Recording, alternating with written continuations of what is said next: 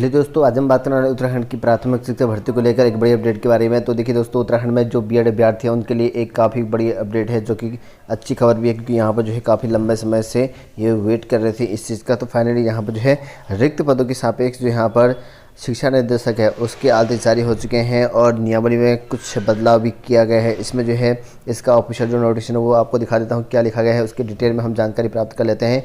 और ये जो भर्ती है आपकी, उसके संबंध में हम बात करेंगे। देखिए दोस्तों, सबसे पहले ये लेटर पढ़ लेते हैं एक बार, फिर उसके बारे में थोड़ा डिटेल में हम जान लेंगे क्या कहा गया है इस लेटर में। तो ये आप लोग देखते हैं कि परीक्षक जो कि निर्देशक प्रारंभिक शिक्षा उत्तराखंड नरोनखेड़ा देहरादून से है और सेवा में जो जिला शिक्षा अधिकारी है प्रारंभिक शिक्षा के, तो सभी को भेजा गया है। इसमें जो है सहायक अध्यापक प्राथमिक के रिक्त पदों को भरे जाने के संबंध में कहा गया है। ठीक है, तो यहाँ पर कहा गया है कि महोदय उपयुक्त विषय को अवगत कराना है कि जनपद स्तर पर जो है गतिमान सहायक अध्यापक प्राथमिक की जो है भर्ती प्रक्रिया के संबंध में BED-TET प्रथम जो प्रशिक्षित महासंघ है उत्तराखंड द्वारा यहाँ पर जो है निर्देशक प्रारंभिक शिक्षा को प्रक्षेपित जो पत्र दिनांक 21/2/2022 को यहाँ पर जो है बीएड अभ्यर्थियों को जो है नियुक्ति में समस्त जनपदों में जो है विषय संयोजन की जो है एक रूपता रखे जाने और चयनित अभ्यर्थियों की जो है काउंसलिंग का जो है यहाँ पर निश्चित समय अवधि निर्धारित किए जाने आदि के संबंध में यहाँ पर जो है अनुरोध किया गया है।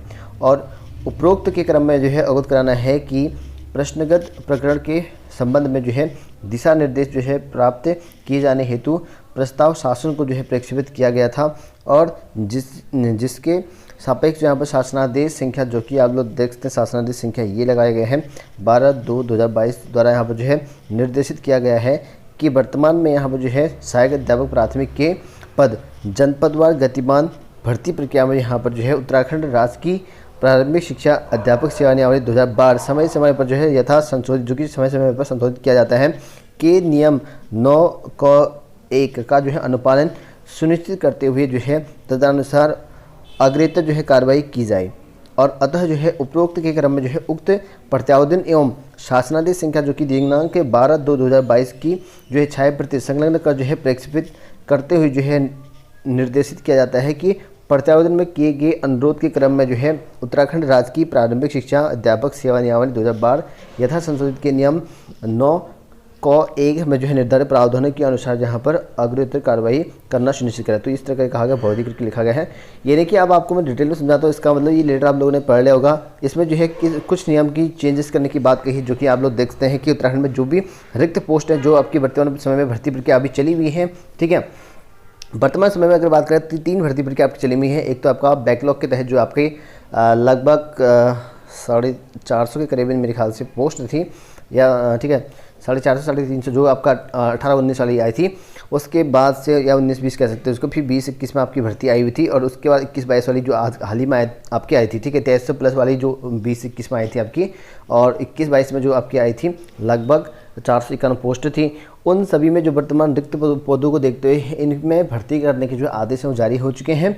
और साथ ही यहाँ पर जो है आपको बता दो कि एक नियमावली में चेंजेस कर रखा है इन्होंने कि बीएड अभ्यर्थियों को लेकर। ठीक है, तो जो नियमावली 9 है क(1) उसमें जो है संशोधन कर देगा। अब बात करें संशोधन क्या है, क्योंकि यहाँ पर जो है अभ्यर्थियों ने जो मांग करा था, हालांकि मैंने आपको बताया हुआ था इसके बारे में, जो कि 21 तारीख को इन्होंने मांग करा हुआ था, और क्या मांग थी उसको भी हम डिटेल में जान लेते हैं। ठीक है, ये आपका मांग था जिसमें आप लोग यहाँ पर देखते हैं, मैंने इसके बारे में वर्णन पहले से कर रखा है। मैं आपको थोड़ा डिटेल में समझा देता हूँ। इसमें करना क्या था कि यहाँ पर अभ्यर्थियों ने कहा था कि यहाँ पर जो है जो आपके सब्जेक्ट होते हैं 3 कैटेगरी वाइज जो आपके होते हैं, जिसमें आपका यहाँ पर मतलब कि हम बात करेंगे सही, अब विज्ञान वर्ग को अगर बात करें, यहाँ पर विज्ञान वर्ग की मेनली जो है बात करी गई थी, क्योंकि आर्ट के आदेश ऑलरेडी जारी हो चुके थे।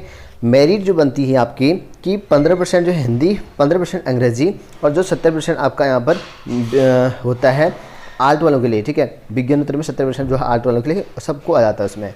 तो यहाँ पर कहा गया था अगर यहाँ पर ज़्यादा कैंडिडेट हैं हिंदी वाले में या अंग्रेजी वाले में ज़्यादा कैंडिडेट हैं, तो जो 70% बचे हुए ना उसमें जो है समायोजित करने के आदेश जारी हो चुके थे। लेकिन बीएड अभ्यर्थियों ने जो है इस पर लागू नहीं किया गया था सरकार ने। तो फिर जो है विज्ञान वाले ने क्या किया, 3 कैटेगरी आपके विज्ञान में बनते हैं।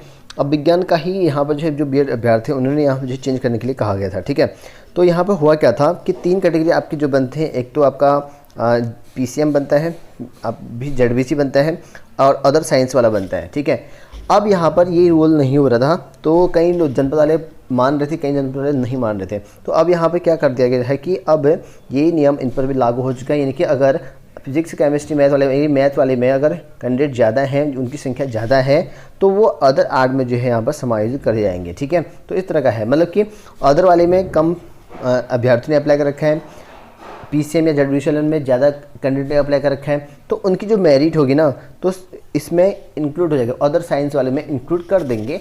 ये नियमावली में संशोधन कर रखा है, जिसके आदेश ऑफिशियली यहाँ पर जो है आदेश हो चुके हैं। ठीक है, देख सकते हैं यहाँ पर ऑफिशियली है जो आदेश यहाँ पर हो चुके हैं, और इस पर जो है यहाँ पर अब नियमावली में लागू होगा। हालांकि ये नियमावली लागू ऑलरेडी था, लेकिन विभाग वाले जो है यहाँ पर कंफर्म नहीं थे, कोई विभाग वाले इसको मान रहा था, कोई विभाग वाले नहीं मान रहा। इससे पहले जो विभाग वालों के आया हुआ था कि उसमें जो है लिखा गया था कि हिंदी वालों को लेकर लिखा गया था, कला वालों को लेकर लिखा गया था, तो इसी वजह से वो कन्फ्यूजन थे।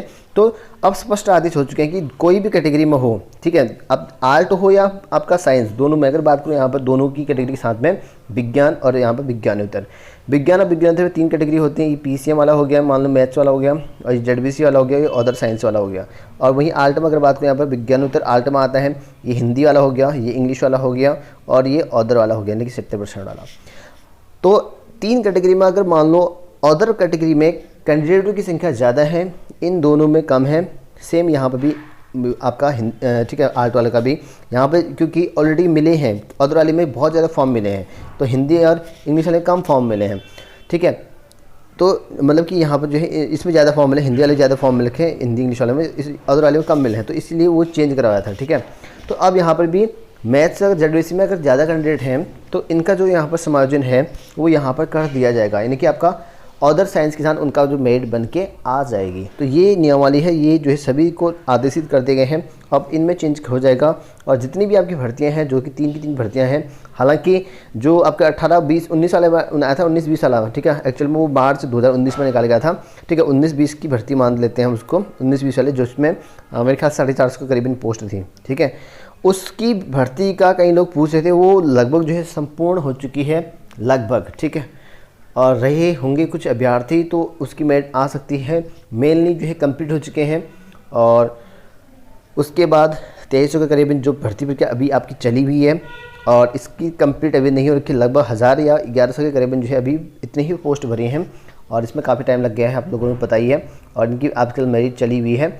और बाकी जो यहाँ पर 451 पोस्ट अभी रिसेंटली निकाली गई थी आपकी 21 में, नवंबर दिसंबर के आसपास, 2022 लग चुका है, 2021-22 की भर्ती मान लेते हैं, ये 2020-21 की भर्ती मान लेते हैं ये वाला। ठीक है, 2300 वाला, तो इनका तो अभी कुछ नहीं हो रखा है, इनकी आपकी जो प्रतिवेदन लिस्ट है वो आएगी, और उसके बाद प्रोसेसिंग चलेगा, इसका तो अभी थोड़ा टाइम लगेगा। हाँ, इसका जो अभी चला हुआ है, इस पर जो है यहाँ पर ये नियमावली अभी लागू हो जाएंगे, हालांकि सभी में लागू होंगे, लेकिन यहाँ पर जो है अभी वर्तमान समय में ये भर्ती प्रक्रिया चली हुई है, तो इसमें ये लागू होंगे। और नियमावली में चेंज कर दिया गया है, जो आपका नियमावली रूल बना था पीआरटी वाला, जो मैंने पहले बताया था, उसमें 9(1) में चेंज कर दिया गया है। तो अब इस तरह की जो है नियमावली बन चुकी है, जो कि कम्प्लीटली जो है ऑफिशियली चेंज हो चुका है। ठीक है, ये जो है ऑफिशियली अब चेंज हो चुका है, जो आप लोग मांग कर रहे थे बीएड वाले, तो बीएड वालों के लिए थोड़ी राहत भरी खबर है, क्योंकि इनकी मांग चली हुई थी, फाइनली यहाँ पर मांग हो चुका है कंप्लीट। तो आप लोग जो है यहाँ पर अब ये देख सकते हैं, इसका ऑफिशियल आ चुका है। ठीक है।